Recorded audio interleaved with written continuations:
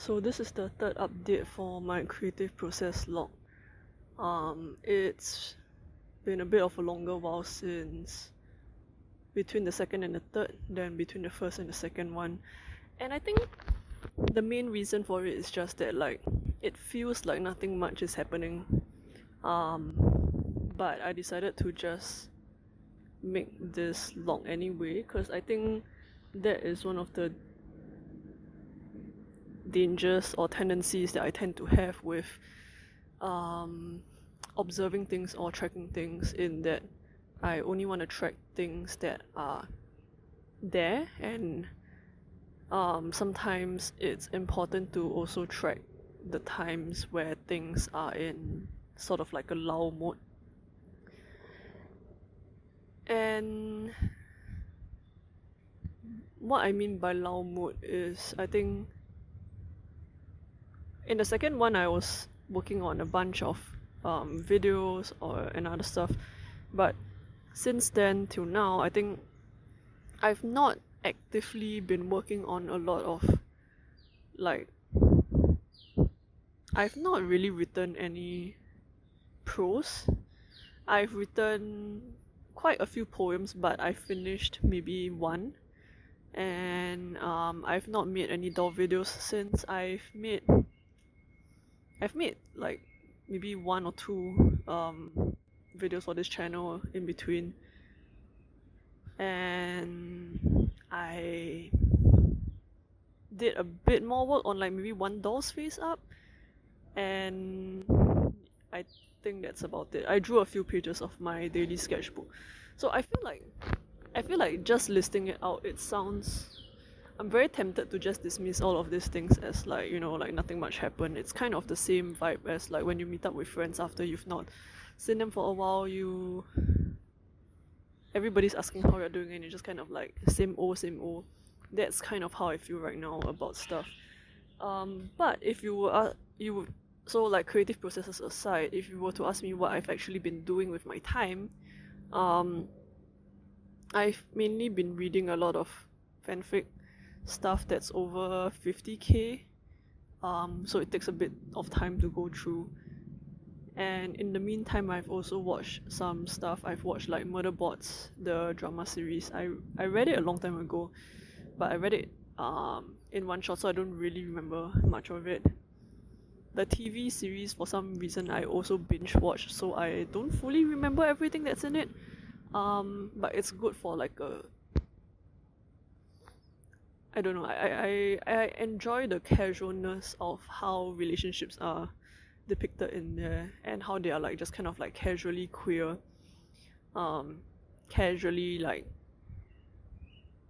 more than one person in a relationship, and it's just like the norm of the world.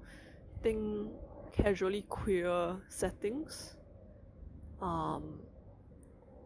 always feel very fun for me. Kind of like escapism, I guess, to be like, I guess in this world it's normal for people to behave as if relationship anarchy exists. Yeah, so that was Murderbots. I also watched a bunch of Oasis documentaries, somewhat reluctantly, but anyway, I watched Heavenly Creatures, which is a 1994 movie.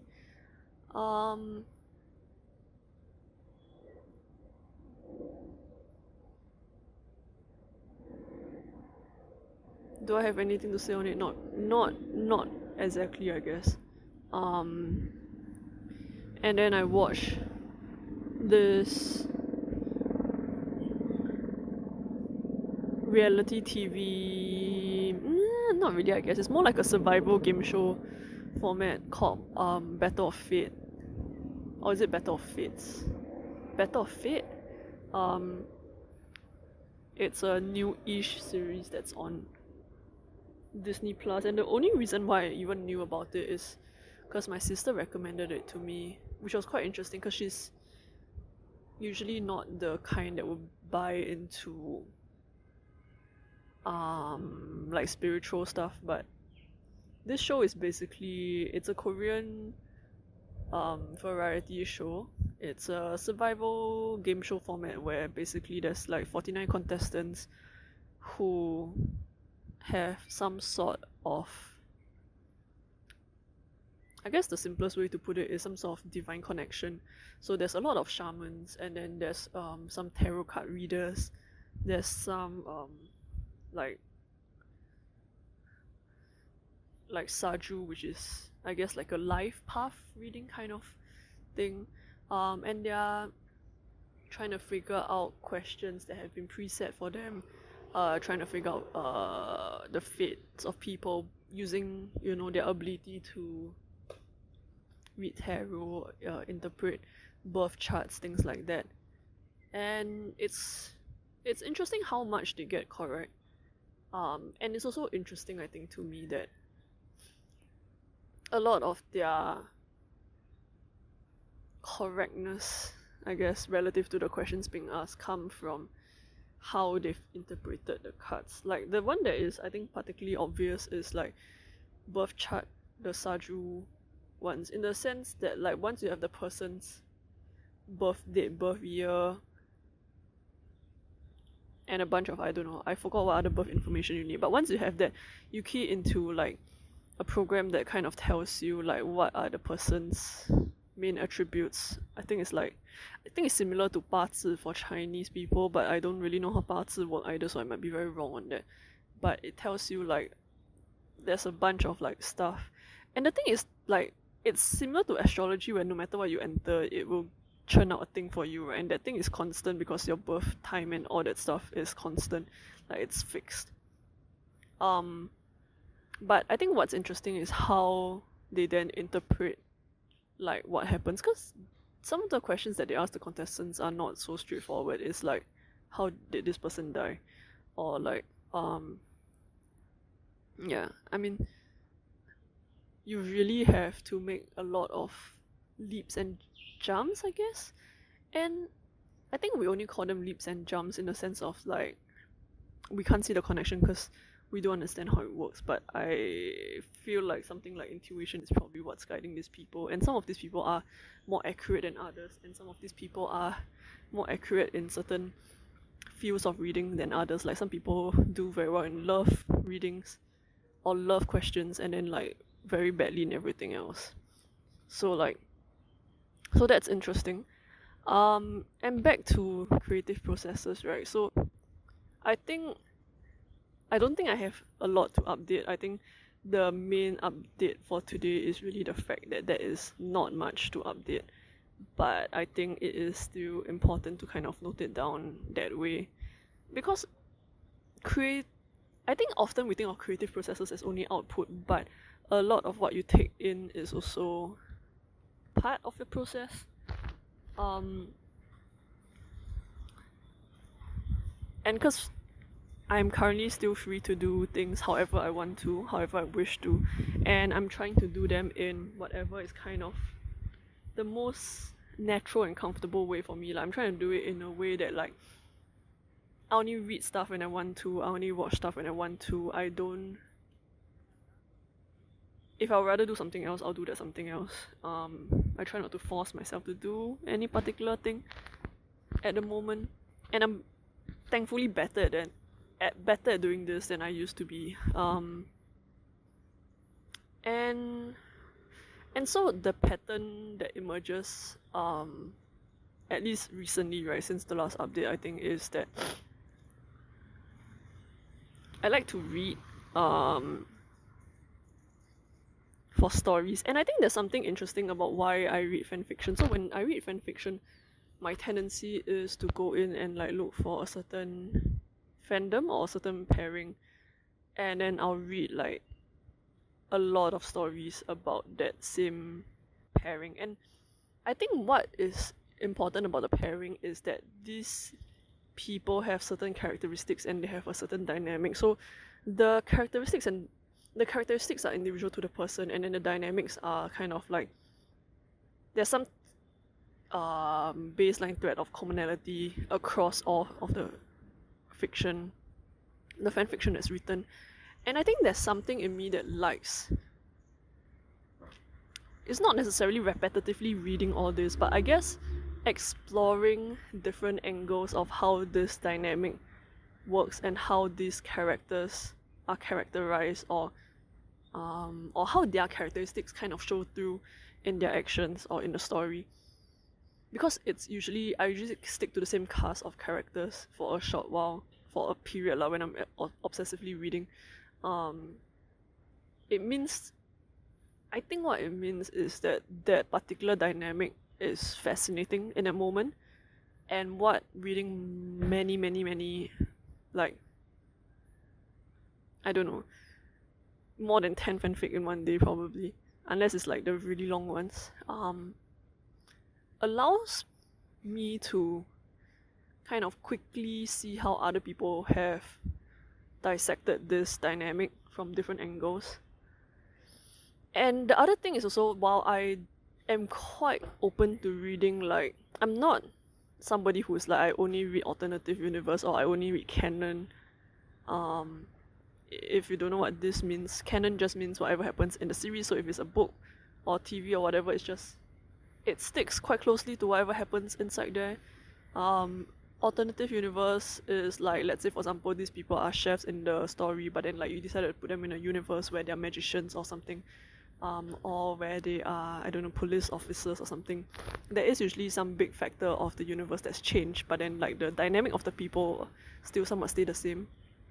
I'm not very particular about which type I read, but what I do find in my pattern of reading is that if I get interested or drawn into one particular angle of it, then I will keep reading one of it.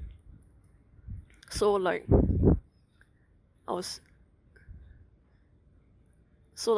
if I'm reading canon, I'll read a lot of canon fanfics for a while, or like canon compliant or like canon adjacent kind of fanfic. And then once I've kind of like gone through all the interesting bits, whatever is available, depending on how popular that fandom is, I would then kind of go through it again and then look for the more AU type, and then vice versa, of course, if I like the AU ones, and then I'll go back. There's a period of time where I got into reading outsider point of view fanfics. So it's like the dynamic is here, but then the person telling the story is like a random like third party looking into that relationship, which is quite interesting. Especially for something like Supernatural. I think there's been some. I mean, Supernatural did it by themselves in one of the episodes. The one where like quite early on, I think season 1 or something, there were like policemen chasing Dean and Sam Winchester. And then you kind of see them as like not hunters saving the world, but as like what the police officers perceive them to be, which are criminals and like murderers and sadists torturing people. Because you are the audience, you already know that they are not actually murderers. They are doing things to kind of save people from supernatural beings, but the result of it looks from the outside like they are murderers. So yeah, outsider POV is something that I think is very interesting, and I know I said I didn't write any prose, but I did think about one story that I have. Actually, I thought about 2 stories that I've had kind of vaguely rattling about in my brain for a while. And thinking about this whole idea of how, like, the story is the story, right? Like, if it's sort of formed, and for some of the stories I have in mind, they're sort of like, there are a few points where I know what happens. I think then the thing becomes like, how do I dissect this story, or how do I angle how do I angle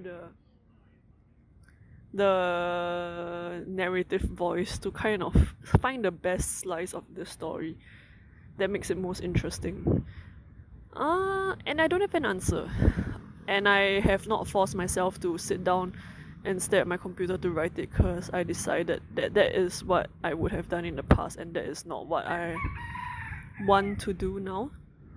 So I've not forced myself to do it, but I think it will probably, hopefully, eventually come back up at some point. Yeah. So another thing which I'll say and then I'll end this video. Turns out it's getting long again. But something I saw in like what someone else was saying about like their poetry influences, which by the way I've not really read poetry since like the first update, but like I've been writing some, so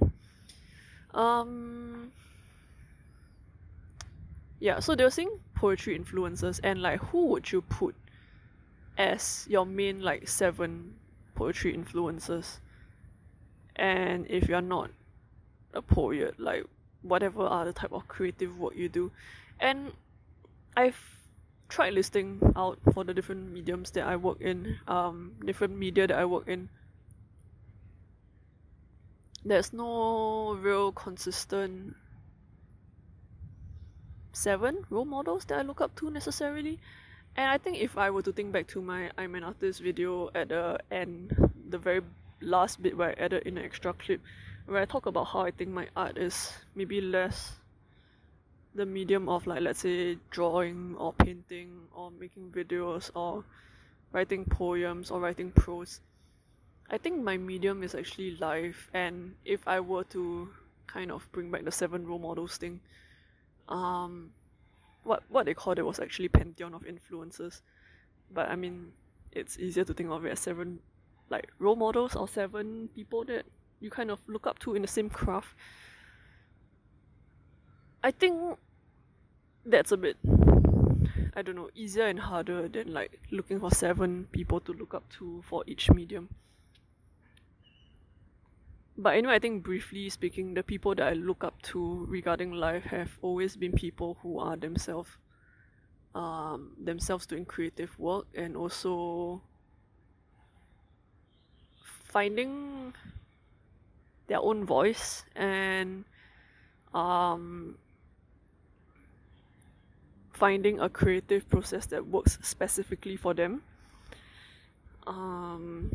and not just like for anyone else, but like really specifically catered to them in a way that will bring out whatever they're best able to do. So yeah, I think that's the third creative update. I'm gonna stop here and I'll see you next time.